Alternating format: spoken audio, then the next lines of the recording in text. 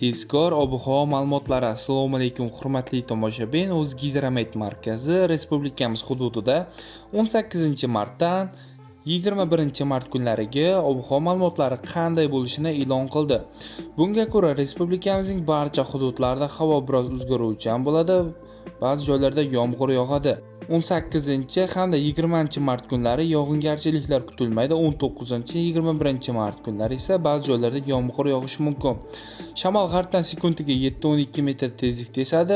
21-mart kuni ba'zi joylarda shamolning tezligi 13-18 metrgacha kuchayishi mumkin. Haroratlar kechalari 18-20 mart kunlari 5-10 daraja iliq, 21-mart kuni esa 7-12 daraja iliq. Kunduz kunlari esa 18-19 mart kunlari 15-20 daraja, 20-21 mart kunlari esa 17-22 darajani tashkil etadi.